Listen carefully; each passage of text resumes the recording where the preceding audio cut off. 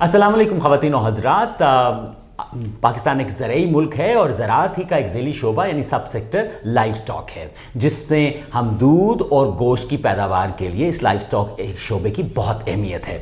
Pakistan fortunately गोश्त पैदावार के हवाले से दुनिया के 5 बड़े ममालिक में आता है, लेकिन अनफॉर्चुनेटली हम अपना गोश्त जो मवेशियों का है वो एक्सपोर्ट नहीं कर पाते और उसकी वजह है एक बीमारी जिसे कहते हैं FMD यानी मुंह और पाँव की बीमारी। University of veterinary animal sciences ने हाल ही में अपने बायोलॉजिकल प्रोडक्शन यूनिट के अंदर पाकिस्तान की पहली प्योरीफाइड वैक्सीन जो है वो बना डाली है और वो drug regulatory authority of Pakistan से मंजूर भी करवा ली है। आज हमारे साथ director training centre biological production यूएस प्रोफेसर डॉक्टर आमिर गफूर बाजवा साहब मौजूद हैं। डॉक्टर साहब, बहुत शुक्रिया आपके वक्त का। डॉक्टर साहब, इट्स एन अचीवमेंट कि आपने ड्रैप अप्रूव्ड प्योरीफाइड FMD वैक्सीन बना ली है। क्या ये बीमारी इतनी इंपॉर्टेंट थी कि आप इसको एक अचीवमेंट के तौर पे ले सकते हैं? जी, बहुत अहम सवाल है कि बीमारी की क्या इंपॉर्टेंस है। ये आपकी पूरी नेशनल इकॉनमी को दोबारा अगर इस बीमारी पे आप कंट्रोल कर लें तो पूरी नेशनल इकॉनमी को ज़िंदा करने की सलाहियत रखती है।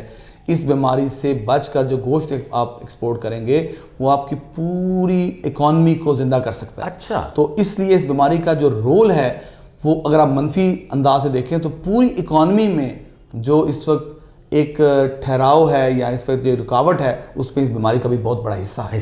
और ये कैसे, मतलब आप कैसे हिस्सा डाल सकती है? क्या हम एक्सपोर्ट करके पैसे ज़्यादा कमा सकता है पाकिस्तान? क्या इस वक्त एक्सपोर्ट ना करने की वजह ये वैक्सीन, ये जो FMD है, ये बीमारी है, इसको ज़रा सा इलैबोरेट कीजिए। देखिए जी, आपने बहुत अच्छा सवाल किया इस हवाले से कि कैसे हमारे एक्सपोर्ट के ऊपर इसका रोल है। आप देखें कि पूरी दुनिया में इस वक्त $450 बिलियन का गोश्त की इंपोर्ट एक्सपोर्ट होती है।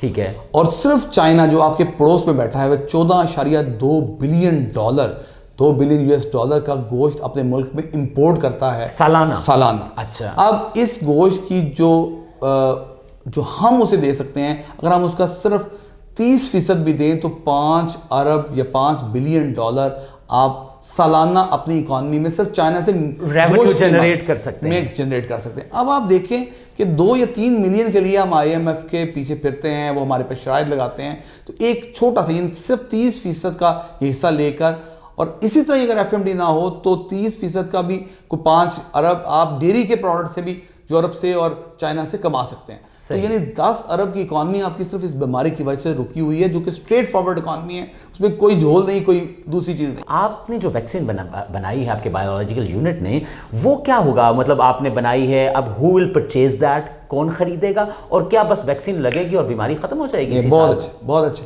अब देखें इस वैक्सीन का क्या रोल है। जो पहले भी थोड़ी सी पाकिस्तान में कुछ सरकारी इदारे वैक्सीन बनाते थे, लेकिन वो नॉन प्योरीफाइड वैक्सीन थी। ये पाकिस्तान की पहली प्योरीफाइड वैक्सीन है। और जब आपने एक्सपोर्ट के लिए गोश्त के लिए बीमारी को ख़त्म करने के लिए वैक्सीन लगानी हो तो फिर ये प्योरीफाइड वैक्सीन उसके लिए इस्तेमाल होती है। ठीक है। और ये प्योरीफाइड वैक्सीन आप थोड़ी मिकदार में एक इलाके में लगाकर वहां से एक्सपोर्ट का आप एक मॉडल बना रहे थे, जो कि अभी तक नहीं बन सका। कंपार्टमेंटाइजेशन, जोनिंग कहते हैं, जोन बना रहे थे हम। उसके लिए थोड़ी सी आप मंगवा रहे थे, जिससे कह सकते हैं कोई आपकी जो मुकम्मल जानवरों की तादाद है। जोन प्रोड्यूस कर पाए हैं इस अरसे में, पिछले अरसे में? ये अभी इस मौजू पे भी हम बात करेंगे कि जोन के मौजू पे। ठीक है। लेकिन अभी हम ये देखते हैं कि जो आपका जानवर, आपका 10 करोड़ जानवर है पूरे मुल्क का, ये सारा का सारा बीमारी से पाक होगा तो आपको पूरी मुल्क की सतह पर इसकी बीमारी से आज़ाद होने का सर्टिफिकेट मिलेगा। ओके, ये एक पहला नुक्ता समझ लें। अब उन्होंने इसमें बढ़ने का तरीका यह है कि आप कोई एक इलाका मुख्तस करें जिसकी जोग्राफिया इस तरह का हो कि उसमें आने जाने के तमाम रास्ते किसी न किसी तरह कंट्रोल हो सके, उसके अंदर आप बीमारी कंट्रोल करके वहां से आप एक्सपोर्ट करना। लेकिन वो डेफिनेटली एक जोन, उसे हम जोन कहते हैं, और वो कंट्रोल्ड एनवायरनमेंट होगा, एक्सपेंसिव, और this benefit would not reach to all the farmers. Yes, this will not reach to all the farmer, that will only limited to that zone. But anyhow we do not say कि वो zone नहीं होना चाहिए, वो zone होना चाहिए। Let's get back to your FMD vaccination. इसकी वजह से now we can reach to तमाम मवेशियों तक ये वैक्सीन जा सकती है। इसके जराए क्या होंगे? फार्मर खुद खरीदेगा? अब आप फिर आए, अगर आपने जोन भी बनाना है तो ये वैक्सीन ही आपको लगानी होगी जो प्योरीफाइड है। तो आप ये वैक्सीन जोन में लगाएं या पूरे मुल्क में लगाएं, जो कि एट द एंड आपको पूरे मुल्क में लगानी है, यही जोन की अगला स्टेप होता है। तो अब आपको ये वैक्सीन चाहिए नहीं। पहला बॉटल नेक किसी भी मुल्क को एफएमडी फ्री होने के लिए चाहिए कि उसके पास एक वैक्सीन अवेलेबल हो। राइट। अब वो वैक्सीन आप या तो बाहर से खरीदें। अब आपको मैं एक बड़ी इंटरेस्टिंग स्टोरी बताता हूँ। जब आप वैक्सीन किसी भी मुल्क में लगा रहे होते हैं, आप बाहर से खरीद रहे होते हैं, तो अगर आपके मुल्क का वायरस जरा सा भी तब्दील हो जाए, म्यूटेट हो जाए तो अब आपका बाहर वाले मुल्क की वैक्सीन तो वही रहेगी। अब वो वायरस आप बाहर भेजेंगे, आलमी इदारे उसको तहकीक करेंगे, वो किसी और को जमा कराएंगे, फिर वो वैक्सीन वाले उनसे लेंगे, फिर वो वैक्सीन वाला उसको अपनी वैक्सीन में शामिल करेगा, फिर वो एप्लीकेशन जमा कराएगा अपने मुल्क को। अच्छा, इसमें 2 साल 2.5 साल लग सकते हैं। उतनी देर में आपके यहाँ नुकसान हो चुका होगा, नंबर 1, और दूसरा वायरस दोबारा म्यूटेट हो, फिर एक दफा म्यूटेट हो चुका होगा। इसका एक ही हल है। तमाम आप हिंदुस्तान ने 50 साल पहले ही हल कर लिया था। ठीक है। ब्राजील अगर आज फ्री हुआ है, डिजीज फ्री हुआ है, तो उसने अपना प्लांट लगाया था सबसे पहले वैक्सीन बनाने का। अगर आप यूएसए को या न्यूजीलैंड को, ऑस्ट्रेलिया को देखें, तो इन्होंने अपने तमाम ममालिक ने जिन्होंने भी डिजीज फ्री किया, उन्होंने लोकल प्योरिफाइड एफएमडी वैक्सीन बनाई। आपने कहा, if I am not wrong, local isolate word हम इस्तेमाल करते हैं कि जो म्यूटेट होता है उसका रिकॉर्ड आपके पास आता है और आप क्विकली अपनी वैक्सीन की जो उसका डिजाइन है उसको अपडेट कर लेते हैं। बिल्कुल ऐसा ही है। अब आप ये देखें कि उन्होंने पहले अपनी वैक्सीन प्रोडक्शन यूनिट लगाया, फिर उसमें जब भी वायरस में कोई तब्दीली आई उसको अपनी वैक्सीन में शामिल किया, और इस तरह 3 या 4 या 5 सालों का टाइम लेके उन्होंने इस बीमारी को मुकम्मल तौर पे, जैसे हम पाकिस्तान से पोलियो खत्म करने की बात कर रहे हैं या हमने पहले एक रिंडर पेस्ट खत्म किया, ऐसे ही। So it's a journey of at least 3 to 4 years अगर आज हम शुरू करें, वो भी अगर आज हम शुरू करें, जो कि हमें पिछले 50 साल पहले शुरू कर देना चाहिए। चलें, देर आए दुरुस्त आए। लेकिन बहरहाल इसमें हम ये समझते हैं कि हमने एक बड़ी अहम वैल्यू ऐड की है by developing not as a research product, वरना यूनिवर्सिटी में बहुत कमर्शियल प्रोडक्ट, हाँ, तहकीक होती है, एक तहकीकी चीज बन जाती है और वो कई कागजों में खो जाती है, but it is duly approved by DRAP, so it's a commercialized. हमने ना सिर्फ ये वैक्सीन बनाई, उसे प्योरीफाइड वैक्सीन बनाया, बल्कि उसको ड्रैप से उसकी परमिशन ली, जो कि आलमी मुल्की इदारा है जिसको आलमी इदारे सपोर्ट करते हैं, उस इदारे से बाकायदा इसकी इजाज़त ली। फिर गवर्नमेंट ऑफ पंजाब की मदद से हमने एक प्लांट लगाया और आज हम उस प्योरीफाइड वैक्सीन को बनाकर आम फार्मर तक पहुंचाने के काबिल हो चुके हैं, और हमने कुछ वैक्सीन ऑर्डर्स लिए भी हैं। अच्छा डॉक्टर साहब, आपने कुछ ऑर्डर्स भी लिए हैं। सो आप देखिए, आपने वो जिस तरह एक होता है ना कि आपने एक चीज़ सेटअप कर ली, आपने बना ली, दैट्स एन अचीवमेंट, लेकिन इसकी सस्टेनेबिलिटी को आप अश्योर कैसे करें? यस, अब इस पे जो बहुत अहम बात है वो ये है कि इस वैक्सीन को बनाने के लिए आपको 2 पाथवे इस्तेमाल कर सकते हैं। या एक को हम कहते हैं स्टेशनरी कल्चर, जिसमें आप एक ख़ास मकदार से ऊपर नहीं जा सकेंगे। एक होता है सस्पेंशन कल्चर, जिसमें आपने बड़े बड़े टैंक लगाए होते हैं, उसके अंदर आप सेल्स को ग्रो कर रहे होते हैं, उसके अंदर आप वायरस ग्रो करके एक बड़ी मकदार में वायरस प्रोड्यूस कर सकते हैं। सही। तो अगर आपने इस मॉडल को नेशनलाइज करना है, आपने इस मॉडल को पूरी कौम के लिए इस्तेमाल करना है, तो उसका हल ये होगा कि आप उसका जो दूसरा ट्रैक है उसको सस्पेंशन कल्चर। और if I am not wrong, please correct मी, कि आपका जो बायोलॉजिकल यूनिट है उसमें ये सस्पेंशन टेक्नोलॉजी मौजूद है? अल्हम्दुलिल्लाह, अगर आप देखिएगा इसके अंदर ऑलरेडी जो सस्पेंशन का सिस्टम है जो बाहर से अरबों रुपए का आता था, वो हमने बनवाया है पाकिस्तान एटॉमिक एनर्जी कमीशन से। उन्होंने हमें लोकली बना के दिया है, यानी वहाँ पे भी हमने अरबों रुपए बचाए हैं और एक पूरा सस्पेंशन कल्चर सिस्टम जो है वो हमने खड़ा किया है। और अब हमें चाहिए हुकूमती मदद, ताकि हम उस सिस्टम को चला के, जो आज अगर हम 1 करोड़ डोजेस बनाने की सलाहियत रखते हैं, तो उसके साथ हम आपको 6 करोड़ 10 करोड़ तक वैक्सीन बना देंगे, जो कि आपकी नेशनल रिक्वायरमेंट का 50% से भी ज़्यादा चला जाए। अच्छा डॉक्टर साहब, आपने दोबारा जिक्र किया कि अब हमें गवर्नमेंट की फंडिंग चाहिए। Mean if I am not wrong, आपने जो फैसिलिटी बनाई है उसमें गवर्नमेंट ऑफ पंजाब की इनपुट है, आपके LNDD सेक्रेटेरिएट की इनपुट है, उनकी फंडिंग है। मीन डोंट यू थिंक कि एक बिजनेस मॉडल के तौर पे चलना चाहिए कि अब आप प्रोड्यूस कर चुके हैं, करने के काबिल हो गए, produce it, sell it, make money, produce मोर?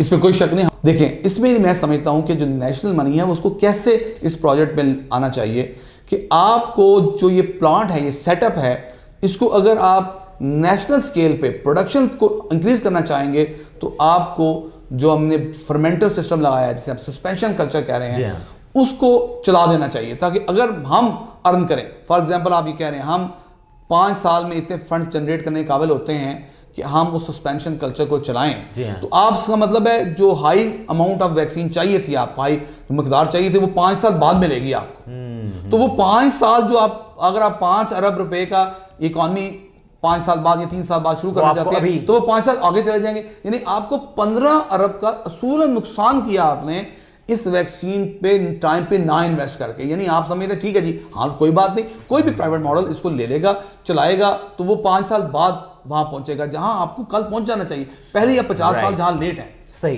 सो अगर मैं सही समझ पाया हूं तो आप चाह रहे हैं कि गवर्नमेंट जो है अब इसलिए इंटरेस्ट ले कि वो सीड मनी के तौर पे इस तरह पैसा इन्वेस्ट करे या खरीदे वैक्सीन कि आप सस्पेंशन टेक्नोलॉजी का सही इस्तेमाल कर सकें। सस्पेंड, हाँ बिल्कुल ऐसा ही है। या तो वो वैक्सीन बाइंग में आएंगे या वो, बल्कि इससे बेहतर है कि वो इनिशियली पब्लिक मनी में से एक हिस्सा जो है वो इस पे लगाएं और वो इस प्रोजेक्ट को पूरी तरह रिवाइव करें, इसको जिंदा करें, और जो हमने कर सकते थे उसको हमने किया, उसको आगे लेके चलें।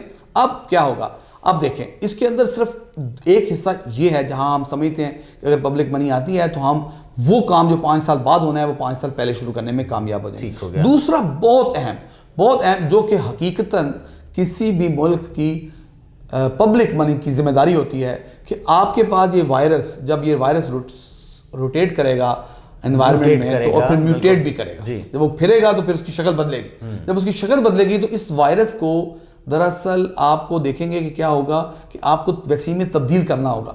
इस सारे प्रोसेस को समझने के लिए हमें पैरेलल एक R&D system, research and development system चलाना होगा। उस पर भी आपको मैं समझता हूं, अब मैं अगर इसका खुलासा करूं तो मैं समझता हूं कि जहां तक हमारी जिम्मेदारी थी हमने ये वैक्सीन बनाई, सिर्फ बना के कागजों में नहीं छोड़ी, बना के उसको ड्रैप से रजिस्टर करवाया, फिर ब्रांड किया, उसको ब्रांड किया, उसको आम आदमी तक पहुंचा दिया।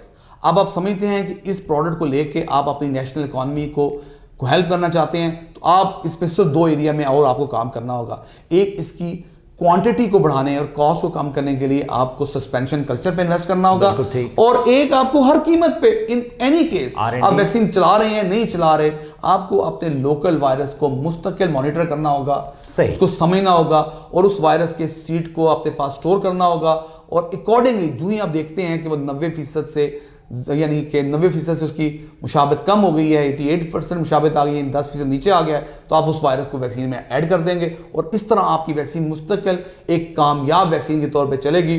और आप मुझसे ये लिखवा लें कि ये वो वाहिद मॉडल है जो आपकी पूरी नेशनल इकॉनमी को जिंदा करेगा, आपकी एक्सपोर्ट को बढ़ाएगा और आपका ये एक ऐसी रोशनी की किरण साबित होगा कि आप वाकईतन इससे एक उम्मीद अफजा इकॉनमी की बुनियाद डाल सकेंगे। कोलैबोरेशन विद प्राइवेट सेक्टर, आपकी जो MNCs हैं, आपकी डेयरी कोऑपरेटिव्स हैं पाकिस्तान में जो काम कर रही हैं, PDA की बात करें, how would you reach to them and what do you think कि वो किस तरह अपना हिस्सा इसमें डाल सकते हैं that can benefit them as well as benefit the entire country? बहुत अच्छा, ये भी आप देखें कि बड़ा ही एक अच्छा तरीकाकार हो सकता है। पूरी दुनिया में कोऑपरेटिव फार्मिंग होती है, कोऑपरेटिव इंस्टीट्यूट्स होते हैं।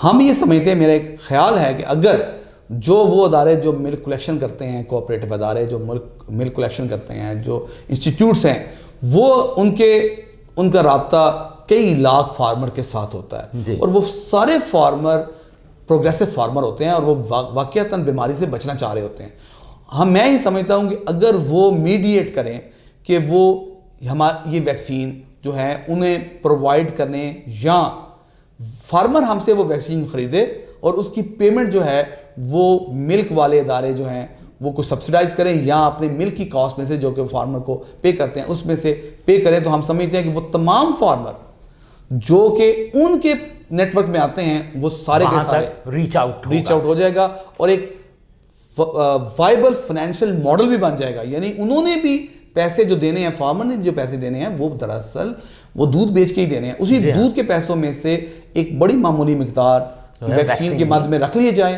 तो हम समझते हैं कि उन तमाम फार्मर्स को एक हाई क्वालिटी की वैक्सीन जो है वो अवेलेबल हो जाए। So if I just summarise ये जो एस्पेक्ट है कोलैबोरेशन का और रीच आउट करने का, तो इसका मतलब है कि जो आपके गवर्नमेंट के इदारे हैं लाइक LNDD मुख्तलिफ प्रोविंसेस में, इसके बाद आपके जो फार्मर्स हैं प्राइवेटली जो छोटे फार्म्स ला रहे हैं, और तीसरे जो MNCs और कोऑपरेटिव्स हैं डेयरी, वो जिन फार्मर से कनेक्टेड हैं, ये तीनों क्लाइंटेज हो सकते हैं इस वैक्सीन के, and they should initiate initiate or directly come to yourself or your production unit to purchase और फार्मर तक ये चीज़ पहुंचाएं, जिससे ना सिर्फ फार्मर की ओवरऑल उनकी ग्रोथ डेयरी में बेहतर होगी, बल्कि it will help them in down the line 3 to 4 years कि वो फिर गोश्त को आगे भेज सकें। एंड दैट विल, वो जो हम कहते हैं ना कि गुर्बत कम करनी है, उसका ये एक अमली नमूना और अमली शक्ल बनती दिखाई देती है। कुछ ऐसा ही है? बिल्कुल ऐसा ही है जी। तो मैं समझता हूँ ये एक बड़ा ही वाइबल फाइनेंशियल मॉडल है जिसपे तीनों विन विन सिचुएशन है। इसमें फार्मर की कामयाबी है,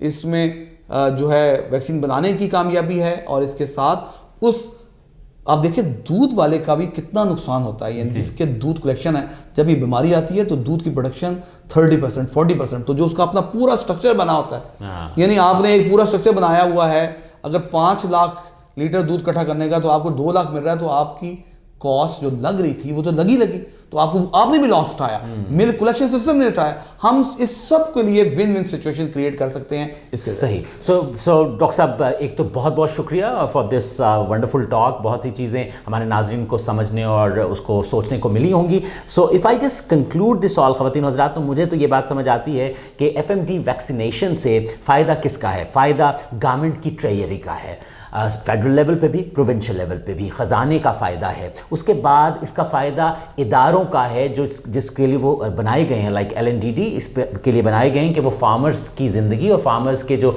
मवेशी हैं उनकी सेहत को अश्योर कर सके। इसका फ़ायदा प्राइवेट सेक्टर को है, और अल्टीमेटली इसका फ़ायदा फार्मर को है, और फार्मर ही रीढ़ की हड्डी है। हमारे मुल्क ज़राई मुल्क है और इसमें फार्मर की अहमियत सबसे ज़्यादा है। तो गुर्बत अगर ख़त्म करनी है और फार्मर की ज़िंदगी बेहतर करनी है, so FMD vaccination plays an important role. और उसमें यूवैक FMD, जो कि नाम है US की बनाई गई प्योरीफाइड वैक्सीन का। और इस सब चीज़ में एक ही नुक्ता समझ आता है कि मामला सारा कनेक्शन, कोलैबोरेशन और कोऑर्डिनेशन का है। ताउन के बगैर, एक दूसरे के ताउन के बगैर ये चीज़ मुमकिन नहीं होगी। और क्योंकि US एक वैक्सीन बना चुका है, तो हम कह सकते हैं कि ये एक आगाज़ या कह सकते हैं रिवाइवल होगा कि लेट्स ट्रस्ट एंड लेट्स, वो कहते हैं ना, अपना तकिया जो है आप करें किसके ऊपर? मेड इन पाकिस्तान के ऊपर। अपना खूब ख्याल रखिए। खुदा हाफिज़।